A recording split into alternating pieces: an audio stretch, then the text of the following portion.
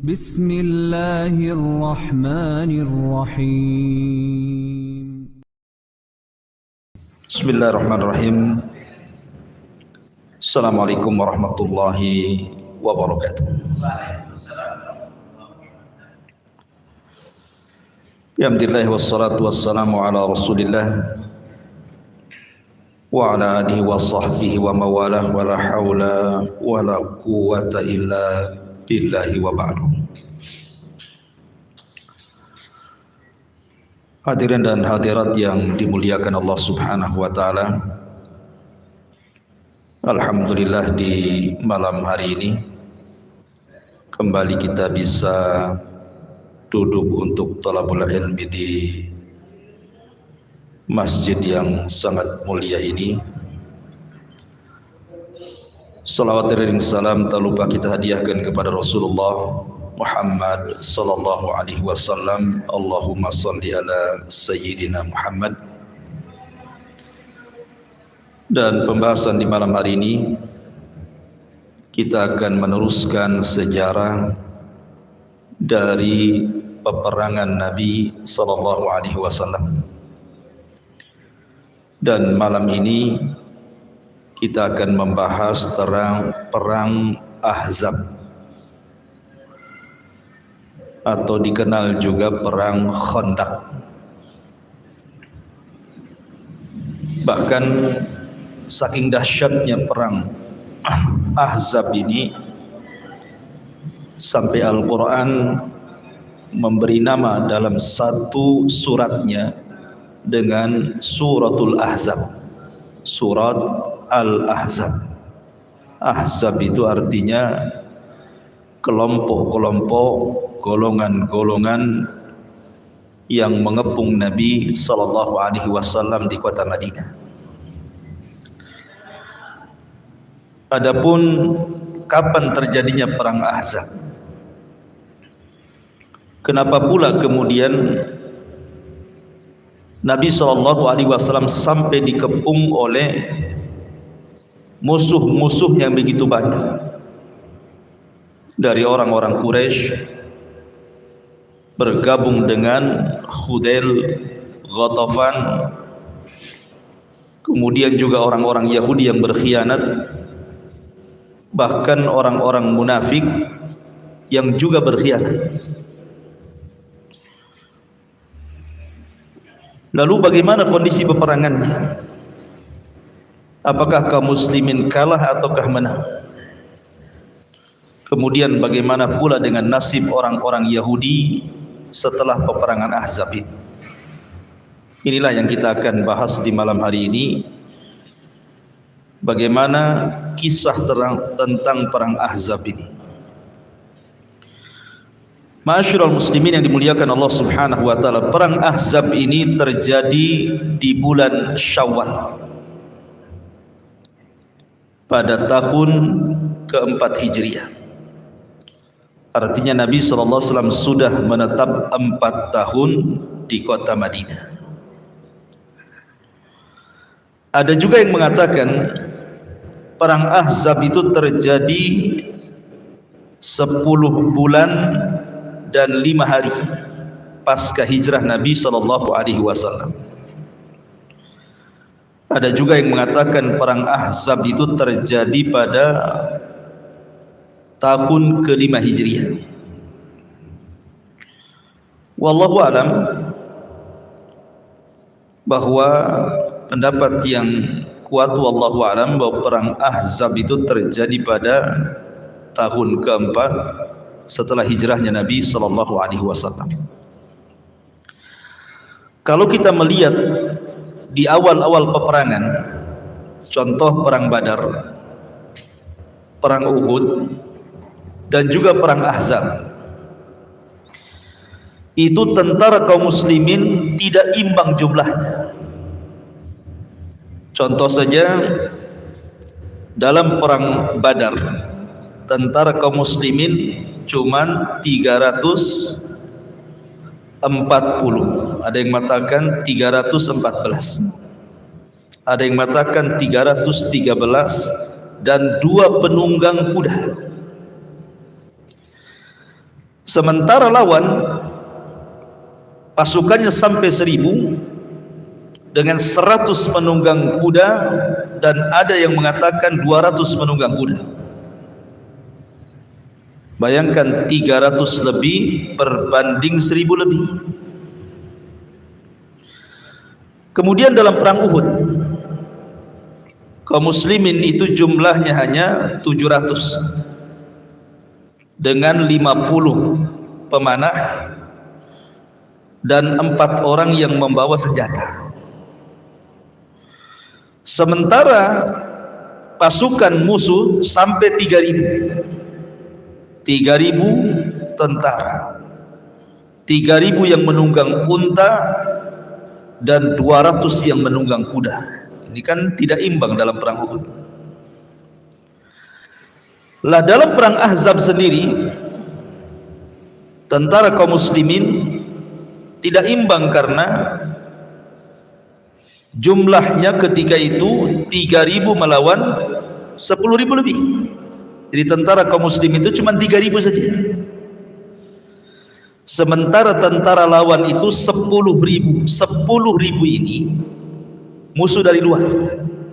Maksudnya orang-orang Quraisy yang berkoalisi dengan Ghatafan, yang berkoalisi dengan Hudzail, dan beberapa kabilah kecil. Belum lagi orang-orang Yahudi yang berkhianat dari 2 kabilah besar yang disebut dengan Quraidah dan Nadir, berkhianat. Belum lagi orang-orang munafik yang di dalamnya. Jadi kalau di total itu sudah ribuan tuh, belasan ribu tuh. Sehingga wajar Allah Subhanahu wa taala sampai menggambarkan bagaimana kondisi peperangan Ahzab ini yang menakutkan. Allah Subhanahu wa taala berfirman dalam surah Al-Ahzab, idja'ukum min fawqikum wa min asfala minkum wa idzaqatil absara wa balagatil qulubul hanazir hunalik wa tadhunnuna billahi dhununa hunalika btuliyal mu'minun wa zulzilu zilzalan syadida. Karena banyaknya musuh ini kan dikepung dari luar dan dalam nih masalahnya. Makanya Allah Subhanahu wa taala gambarkan kondisi kaum muslimin saat itu.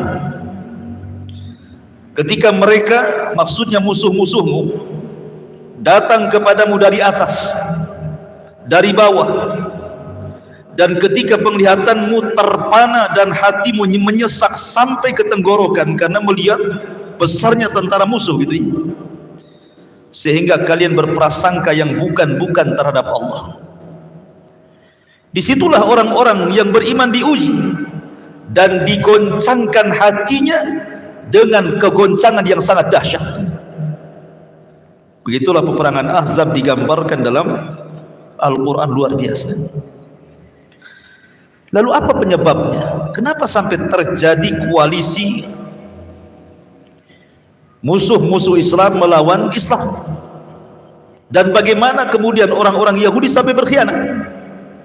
Bukankah dalam piagam Madinah yang sudah saya jelaskan kepada antum bahwa orang-orang Yahudi yang ada di kota Madinah bersama orang-orang kaum muslimin sudah melakukan perjanjian untuk saling melindungi Madinah kalau terjadi penyerangan dari luar?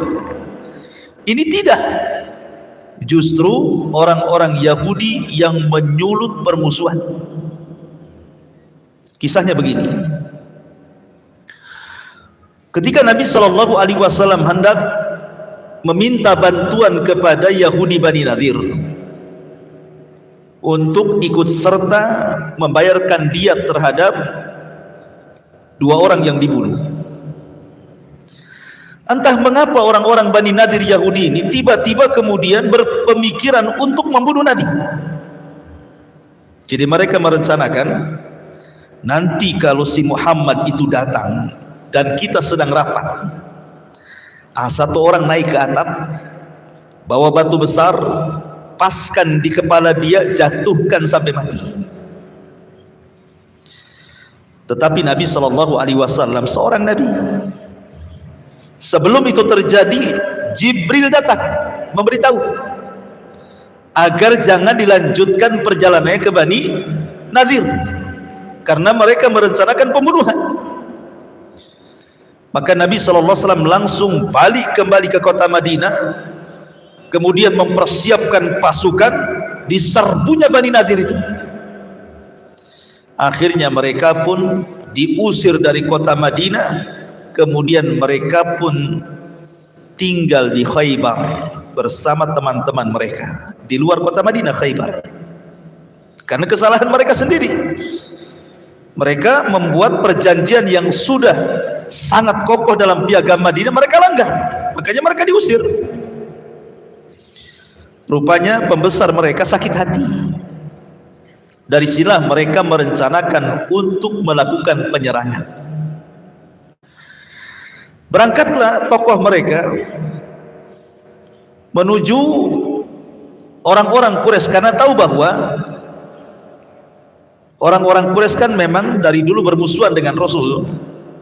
Sejak permulaan dakwah Rasul, kemudian terjadinya perang Badar dan mereka mengalami kekalahan, kemudian juga perang Uhud dan peperangan kecil bersama orang-orang Quraisy. Jadi orang Yahudi tahu bagaimana permusuhan orang-orang Quraisy dengan Nabi SAW itu luar biasa, sehingga kemudian mereka pun mendatangi orang-orang Quraisy ini, tokoh Yahudi ini. Tetapi sebelum mereka datang kepada orang-orang Quraisy,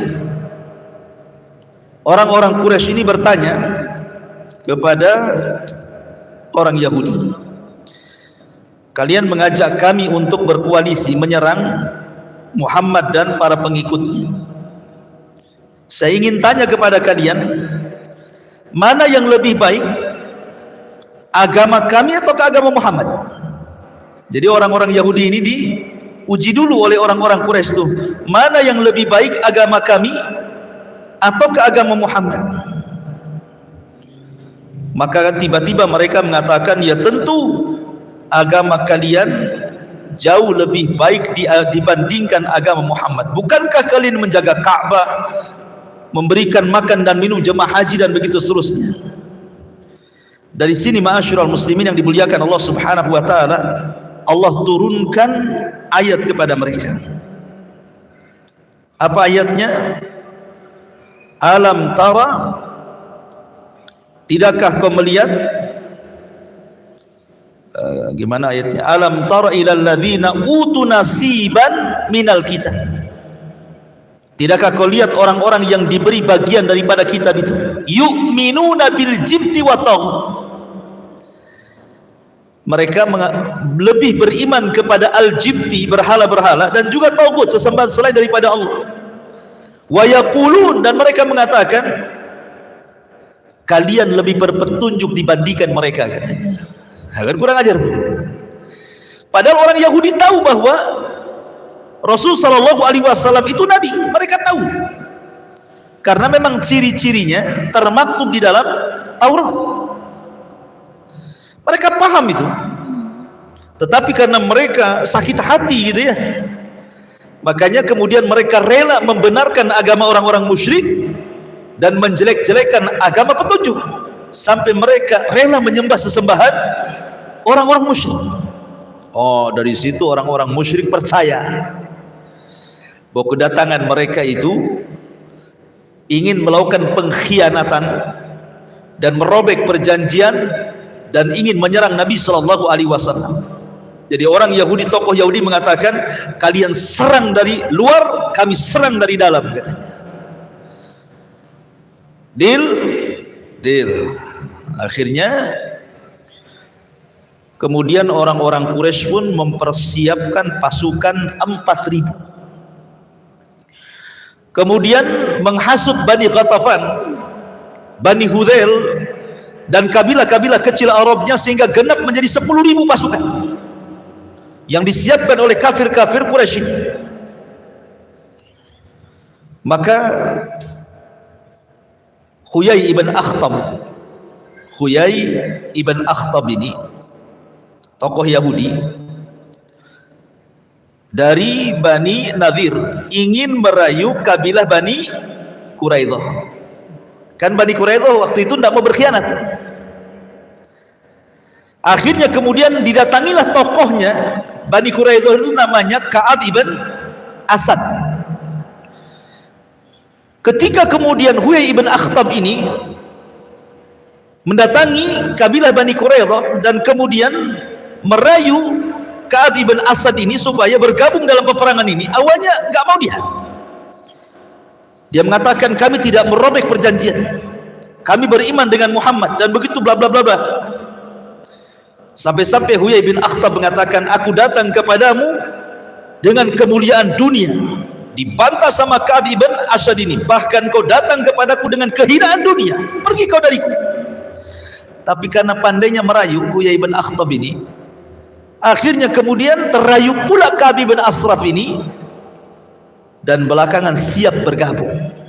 Berarti sudah dua kabilah Yahudi itu, kabilah Bani Nadir yang terusir di Khaybar, kemudian Bani Quraidah yang masih menetap di kota Madinah, yang masih bersama Nabi SAW. Kemudian mata-mata Nabi SAW menginformasikan kepada Rasul bahwa ada pergerakan pasukan besar yang akan menyerang Madinah, dan tercium bau pengkhianatan dari orang Yahudi. Dipanggillah tokoh-tokoh Islam dari Khazraj dan Aus, Sa'd bin Mu'adz dan Sa'ad ibn Ubadah dan Abdullah ibn Rawahah. Ini tokoh-tokoh hebatnya Ansar. Kemudian Nabi SAW mengatakan, wahai Sa'ad ibn Ubadah, Sa'ad ibn Rabi, dan engkau wahai Abdullah ibn Rawahah, coba kau lihat kondisi orang-orang Yahudi, telah sampai kepadaku bau pengkhianatan. Kau ceklah orang-orang Yahudi itu. Kalau memang tidak benar ini hanya hoax saja, maka kalian berkhutbahlah di hadapan orang-orang Madinah bahwa Yahudi mereka masih baik, Yahudi mereka masih memegang perjanjian dengan kita. Maka berangkatlah tiga tokoh ini menemui orang Yahudi. Rupanya ketika ditanya, mereka pun mencela Rasul SAW. Kemudian mereka mengatakan, sebentar lagi dia akan membunuh kalian. Oh, dari situ mereka mengetahui betul-betul ini bukan berita hoax, tetapi memang sudah terjadi pengkhianatan di sini. Ma'asyiral muslimin yang dimuliakan Allah Subhanahu wa taala. Maka Nabi SAW setelah kemudian memperkirakan pasukan yang cukup besar, macam mana 3.000 melawan 10.000? 10.000 ini orang-orang musyrik saja, belum Yahudi, belum munafik. Maka Nabi SAW mengundang para sahabat senior. Ya, salah satunya tokoh-tokoh Ansar seperti tadi yang saya sebutkan, ada Sa'ad ibn Rabi, tokoh daripada Aus, kemudian Sa'ad ibn Ubadah, tokoh daripada Khazraj, dan sahabat-sahabat yang lainnya. Kemudian Nabi SAW punya ide ketika itu, bagaimana kalau seandainya kita melakukan islah saja, kita berdamai saja dengan Ghatafan itu, dengan cara kita berikan separuh hasil kurma Madinah kepada mereka, agar mereka jangan terlibat dalam peperangan. Oh, marah para pembesar Ansar ini dan mengatakan, ya Rasulullah, dulu kami waktu belum dapat Islam masih musyrik. Orang-orang Ghatafan itu mereka tidak bisa mengambil satu butir kurma Madinah kecuali dengan membeli atau karena mereka menjadi tamu. Sekarang kami sudah dapat hidayah di atas Islam, kemudian kami memberikan separuh keuntungan kurma kepada mereka. Oh, tidak bisa, kata orang-orang Ansar. Ya Rasulullah, ini idemu ataukah wahyu dari Allah? Kata Rasul, tidak, ini ideku saja. Berarti harus dibedakan pendapatnya Rasul dengan wahyu. Akhirnya kemudian Nabi SAW mengikuti sarannya orang-orang Ansar. Ketika itu Nabi Shallallahu Alaihi Wasallam memanggil semua para sahabat, kemudian kira-kira strategis perang yang akan kita gunakan itu seperti apa? Sahabat ini berpendapat seperti ini, sahabat ini berpendapat seperti itu. Tiba-tiba Salman Al-Farisi muncul.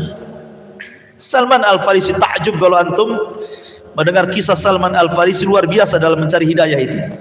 Bayangkan dia harus berpindah-pindah dari satu negara ke negara berikutnya hanya ingin mencari hidayah. Dari awalnya Majusi, kemudian masuk Nasrani, kemudian ditawan oleh dibeli oleh jadi budaknya Yahudi, sampai belakangan menjadi Islam. Dari Asfahan Iran sampai ke Amuria, sampai ke Turki, sampai akhirnya ke Madinah.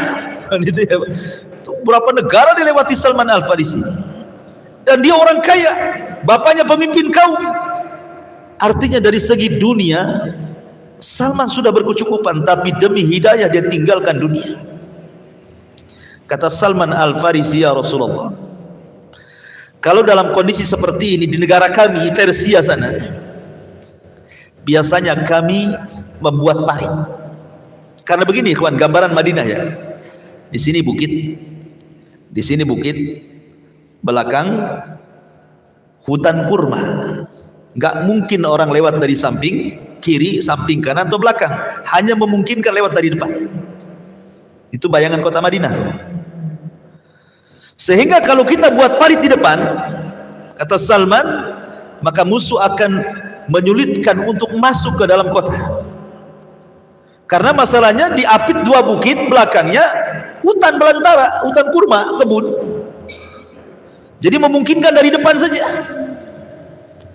Maka Nabi Shallallahu Alaihi Wasallam mengikuti idenya siapa? Salman Al-Farisi radhiyallahu anhu. Subhanallah. Para sahabat tidak pernah melakukan perbuatan seperti ini, menggali parit itu tidak pernah mereka. Apalagi bukan parit kecil, bukan antum buat parit buat sepiteng, bukan. Ya. Ini parit besar, parit dalam, parit panjang, parit lebar gitu ya. Karena supaya musuh itu jangan sampai masuk, terutama para penunggang kuda. Sehingga harus lebar, kan kuda ini kan kalau meloncat kan jauh tuh. Kalau nggak lebar gimana kan? Terloncat tidak parit itu. Sehingga harus lebar, dalam gitu ya. Berhari-hari Nabi SAW siang malam bersama para sahabat menggali parit itu. Dan itu di waktu yang sangat sampai lapar ikhwan. Antum cuaca dingin lapar kan kalau cuaca dingin, apalagi ini hujan 2 hari berturut-turut kan, perut ini kan kerbuk saja, maunya bakso, mie ayam gitu. Nasi goreng gitu ya. Jadi sahabat akhirnya mengeluh kepada Rasulullah kelaparan. Disingkap pakaian sahabat itu, rupanya ada batu yang diikat di perut. Begitu cara orang dulu nahan lapar, ambil batu taruh di perut, dibuntal. Coba antum kalau lapar kayak gitu, nggak yakin kalau lapar pasti tuh ke warung. Ngapain taruh batu kan, bagus ke warung lah. Nggak ada uang cash, ngutang gitu. Jadi akhirnya kemudian Rasul pun ingin memberitahu sahabat bahwa dia pun lapar. Disingkaplah pakaian Rasul, sahabat 1 batu, Rasul 2 batu. Bayangkan, menunjukkan laparnya Nabi Shallallahu Alaihi Wasallam. Tapi subhanallah, banyak mukjizat yang terjadi saat penggalian parit itu. Nantilah kita di akhir cerita tentang mukjizat penggalian parit itu. Kalau kita cerita mukjizat nanti nggak selesai ceritanya. Jadi selesai kemudian buat parit, maka kemudian Nabi Shallallahu Alaihi Wasallam kan sudah mencium pengkhianatan. Pertama orang-orang Yahudi, yang kedua orang-orang munafik.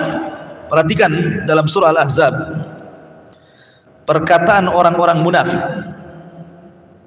melemahkan tentara kaum muslimin. Dan memang begitu kan, di perang Uhud saja orang-orang munafik membawa hampir sepertiga pasukan untuk pulang. Maka sama dalam perang Ahzab itu juga orang-orang munafik mengatakan, kepada orang-orang yang beriman, wa idh qalat ta'ifatum minhum ya ahla Yathrib la muqama lakum farji'u wasta'dhinu fariqum minhumun nabi yaquluna inna buyutana awrah wa ma hiya bi awrah iyuriduna illa firara. Lihat bagaimana perkataan orang munafik melemahkan orang Islam nih. Wahai penduduk Madinah, penduduk Yathrib, tidak ada tempat bagimu, maka kembalilah kalian. Dan sebagian dari mereka meminta izin kepada Nabi untuk tidak ikut perang, gara-gara hasutan orang munafik nih. Sesungguhnya rumah-rumah kami terbuka, tidak ada penjaga. Pada rumah-rumah itu tidak terbuka, mereka hanya hendak lari dari peperangan. Jadi tentara ini mengatakan, orang-orang munafik, sudahlah balik-balik ke rumah-rumah kalian. Ngapain kalian menjaga parit di sini gitu? Nanti kalau nyerang rumah kalian gimana? Jadi betul-betul kalau ban itu digembosi betul. Tetapi jawaban orang-orang yang beriman, walamma ra'al mu'minuna al-ahzab, dijawab di sama orang-orang yang beriman.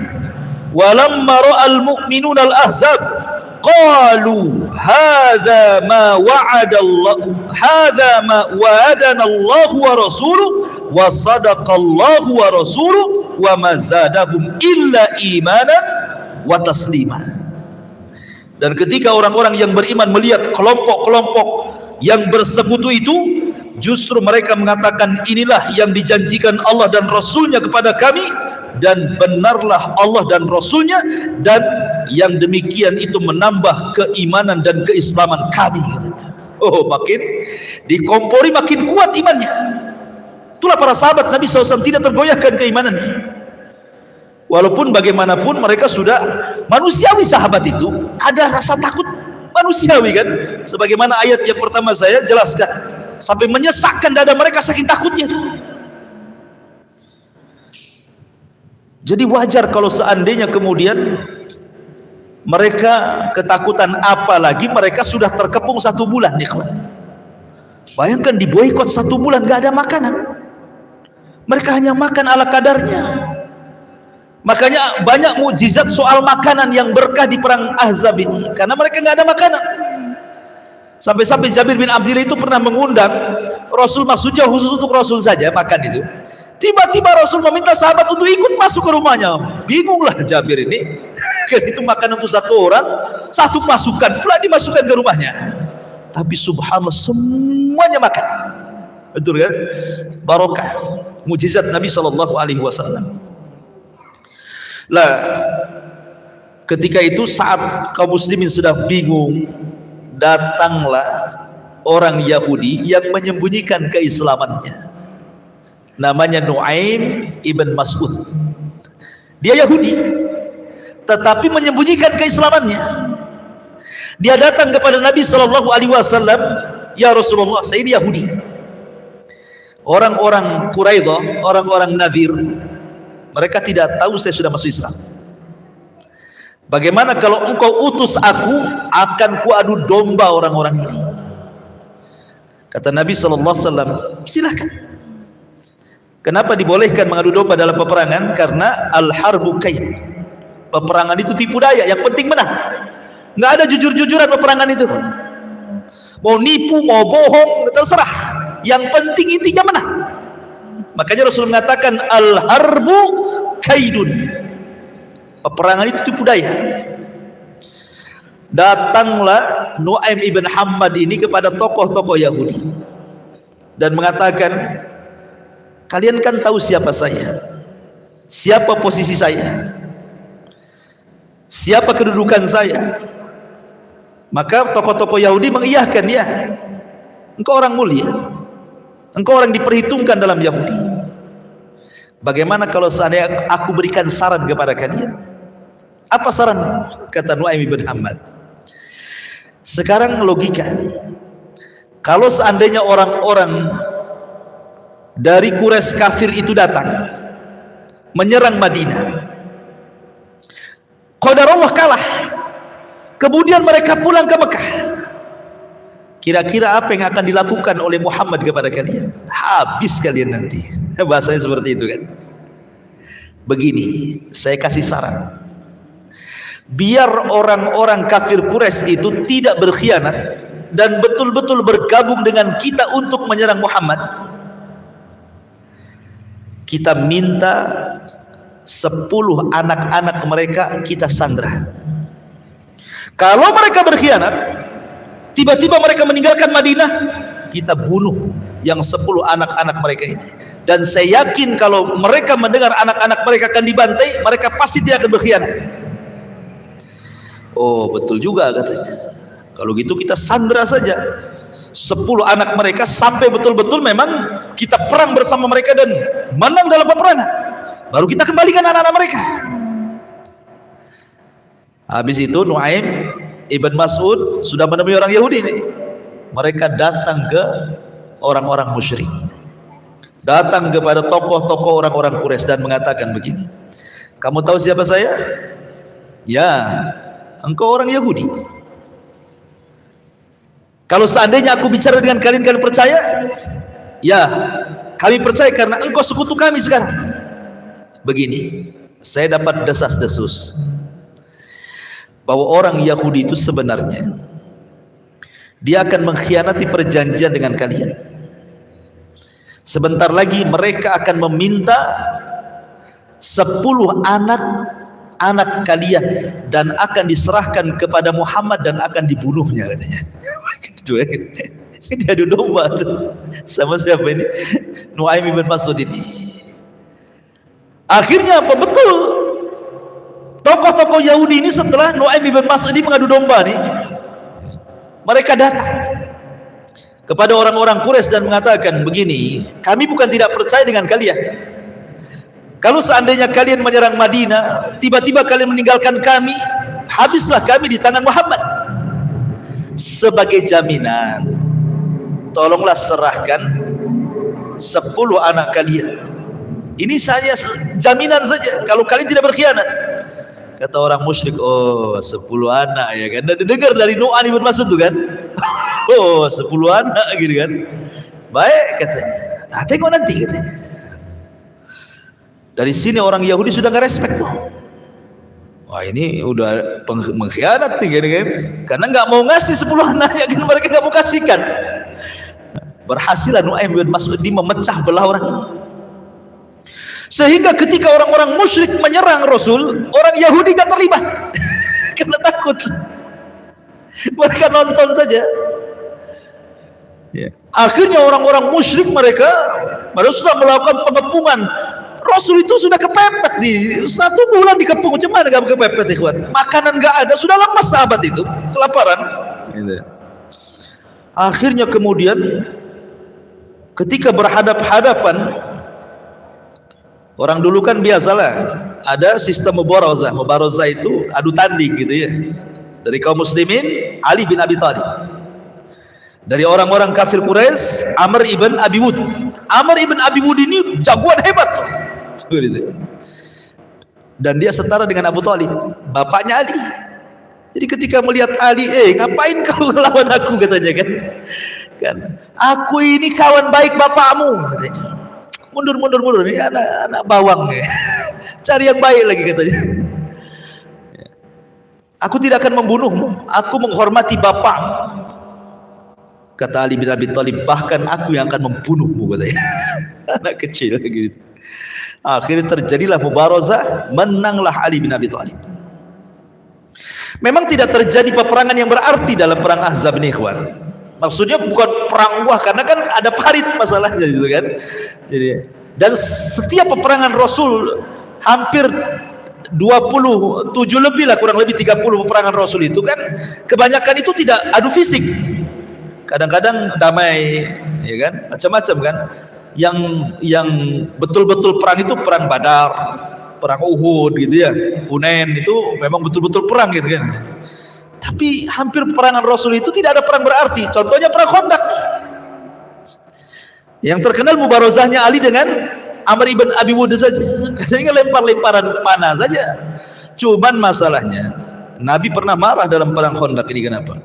Gara-gara dia jaga Khandaq, jaga parit itu, akhirnya masuk waktu asar mereka masih melempar tombak panah gitu.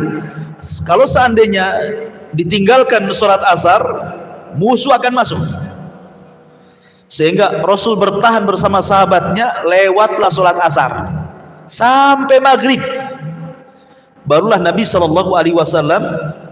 sholat asar di waktu maghrib. Di sini Rasul marah dan mengatakan, "Mala Allahu kuburahumun nar." Semoga Allah membakar kuburan-kuburan mereka dengan api neraka, katanya. Karena mereka sudah mengakhirkan sholat wusta. Nah, dari sini tahu penafsiran Al-Quran, hafidhu ala salawati was salatil wusta. Jagalah oleh kalian 5 waktu sholat, terutama wusta. Rasul mengatakan apa dalam sholat asar? Karena mereka sudah mengakhirkan sholat wusta. Berarti sholat wusta itu sholat asar. Siapa yang menjaga sholat asar, maka dia bisa menjaga sholat yang lainnya. Siapa yang meremehkan sholat asar, maka dia akan meremehkan sholat yang lainnya. Itulah sholat wusta. Rasul marah gitu ya. Jadi kan malam hari berhenti perang, karena memang cuacanya dingin, ekstrim sekali dinginnya. Mereka hanya perang itu di waktu siang saja, malam istirahat. Jadi orang-orang musyrik kembali ke kemah-kemah mereka. Disinilah namanya orang dingin pasti akan bakar-bakar kan, mesti untuk menghangatkan badan kan, mesti bakar-bakarlah pasukan ini. Allah Subhanahu wa taala kirim malaikat.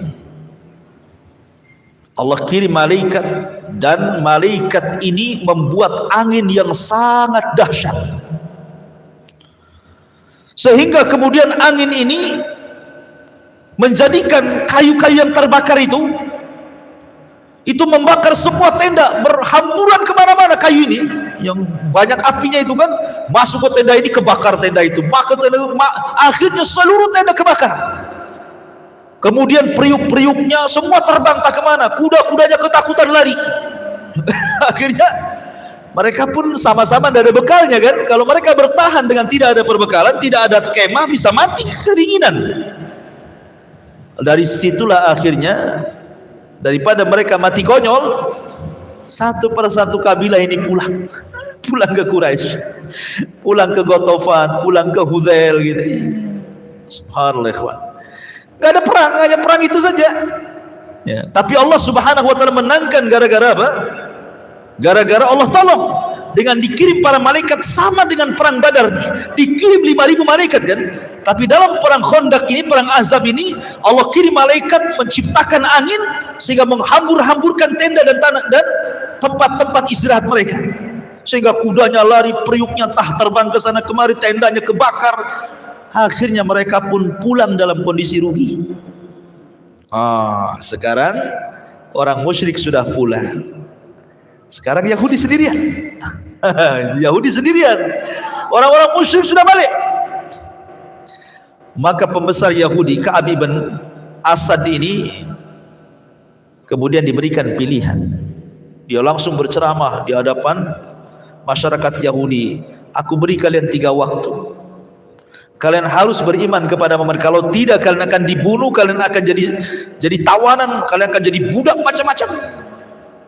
Mereka mengatakan, "Tidak mungkin kami meninggalkan ajaran Taurat. Kalau kalian masih berpegang itu, nanti rasakan kalian." Ditakut-takuti kan itu. Akhirnya setelah perang Ahzab, karena merasa sudah menang, musuh sudah nggak ada, Rasul pulang ke rumahnya, kemudian mandi. Otomatis yang namanya mandi meletakkan baju besi, kemudian meletakkan senjata.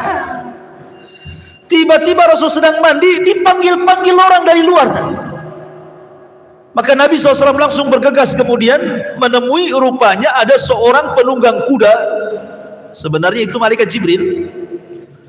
Kuda berwarna putih, kemudian yang menunggang pun berwarna putih sangat ganteng, menyerupai seorang sahabat namanya Dihyatul Kalbi.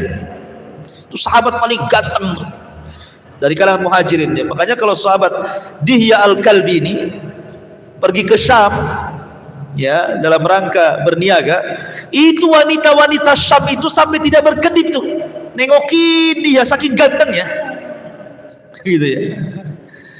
Lah Jibril ini kalau datang kepada Rasul ya tidak mungkin lah nyerupai antum, nyerupai Dihyatul Kalbi.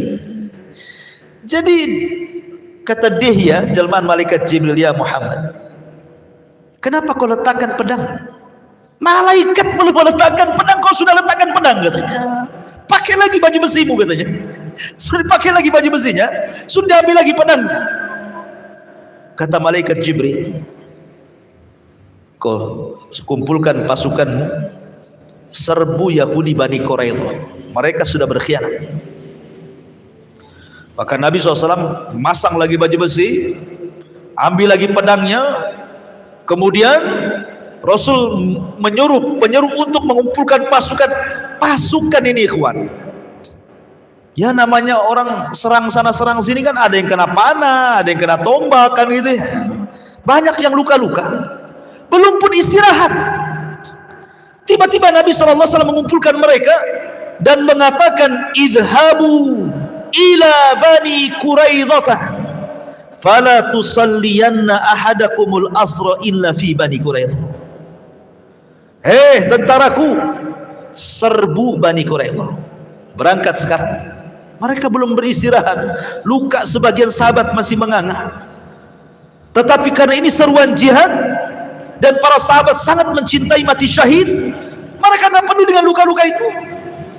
Mereka langsung bergegas dan mengatakan, kata Rasul, berangkat kalian ke Bani Quraidah, dan jangan salah seorang di antara kalian ada yang sholat asar di jalan kecuali sampai di Bani Quraidah. Ini langsung perintah Rasul, berangkat semua para sahabat. Tapi Allah takdirkan, belum sampai Bani Quraidah, datang waktu asar. Datang waktu asar nih. Sementara pesan Rasul apa? Jangan kalian sholat asar kecuali sampai di Bani Quraidah, kan begitu. Allah takdirkan belum sampai Bani Quraidah, datang waktu asar. Berselisih para sahabat. Akhirnya sebagian sahabat beristihad sholat asar. Baru kita melanjutkan perjalanan, karena ini sudah masuk waktu. Sahabat yang lain tidak, kami tidak akan sholat asar. Sebagian para ulama ada yang memahami kalimat idhabu ila Bani Quraidah, yang dikehendaki Rasul itu bukan masalah sholat asarnya, maksudnya biar kalian cepat sampai di Bani Quraidah, itu maksudnya. Tapi para sahabat beristihad. Lah salah satu yang keras dalam bab ini Al-Imam Ibnu Hazm sampai mengatakan, kalau aku dalam pasukan itu, aku tidak akan sholat asar di jalan, aku akan sholat asar di Bani Quraidah, karena Rasul mengatakan seperti itu. Maka orang yang tidak sholat asar di jalan, rupanya ketika sampai di Bani Quraidah waktu maghrib, mereka sholat asar di waktu maghrib. Kemudian mereka pun mengepung Bani Quraidah, dan pembesarnya ketakutan, Huyai bin Akhtab, akhirnya menyerah kepada tentara Nabi SAW. Maka Nabi SAW ketika berhasil kemudian mengepung Bani Quraidah dan mereka menyerah semuanya kepada kaum muslimin, maka kemudian datanglah orang-orang Ansar dari kalangan Khazraj dan Aus dan mengatakan, ya Rasulullah, sebagaimana Aus, keputusan mereka di tangan seorang munafik namanya Abdullah ibn Ubay bin Salul, maka serahkanlah Bani Quraidah kepadaku. Karena Bani Quraidah dulu itu bergabung dengan Aus, Bani Quraidah bergabung dengan Khazraj, dan kepala Khazraj itu siapa? Sa'ad bin Mu'adz. Kata Sa'ad bin Mu'adz, ya Rasulullah, serahkan hukuman Bani Quraidah kepadaku, karena mereka adalah koalisiku, kami dulu waktu orang-orang musyrik. Kata Rasul, baik. Ketika itu Sa'ad bin Mu'adz, Sa'ad ibn Mu'adz, Sa'ad bin Mu'adz ini terluka. Dalam peperangan ini terluka dia. Datang bawa kuda. Dia mengatakan, ya Rasul, izinkan aku memutuskan kepada mereka. Kata Rasul, silakan. Kata Sa'ad bin Mu'adz, aku menginginkan semua laki-laki Bani Quraidah bunuh. Laki-laki dibunuh, adapun wanita dan anak-anak ditawan jadi budak. Apa kata Rasul? Hakamta bi syariatillah ya Mu'adz. Engkau telah berhukum dengan syariat Allah, katanya. Maka karena Sa'ad bin Mu'adz menghendaki seperti itu, semua dibunuh. Wanita dan anak-anaknya ditawan. Salah satu yang tertawan siapa? Safiyah.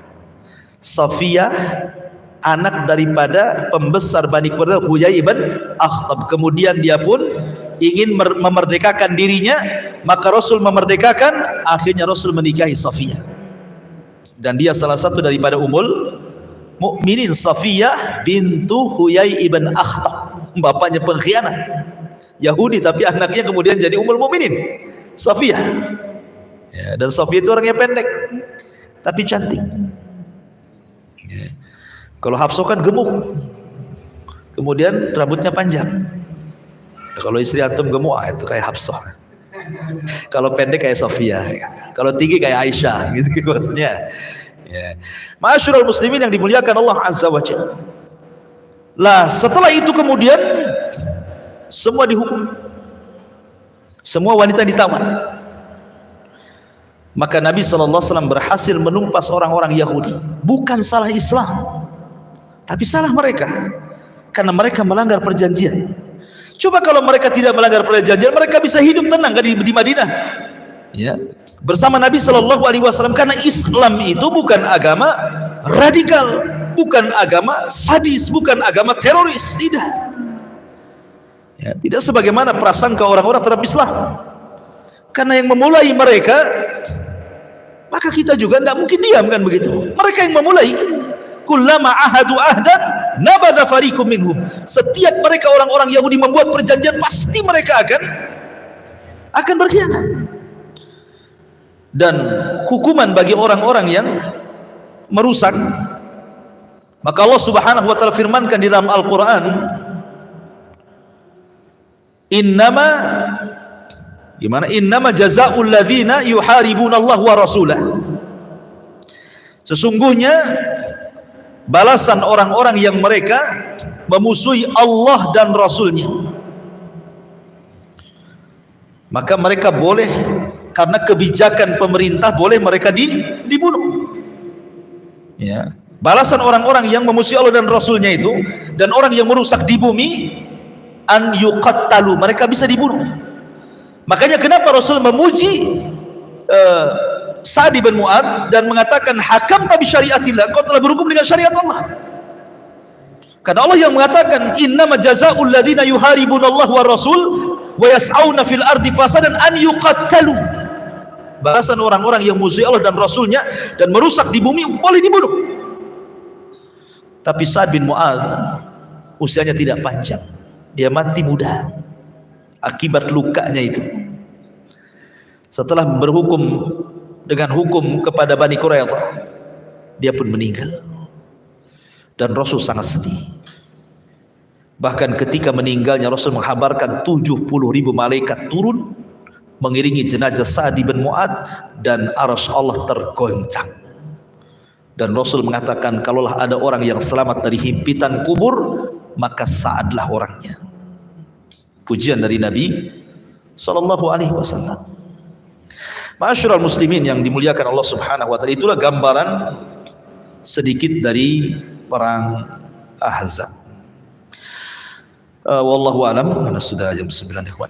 Cuaca pun dingin juga ya. Iya, kayaknya lapar juga kita. Mudah-mudahan ada manfaatnya. Subhanallah bihamdika, asyhadu an la ilaha illa anta astaghfiruka wa atubu ilaik. Allahu ta'ala alam. Assalamualaikum warahmatullahi wabarakatuh.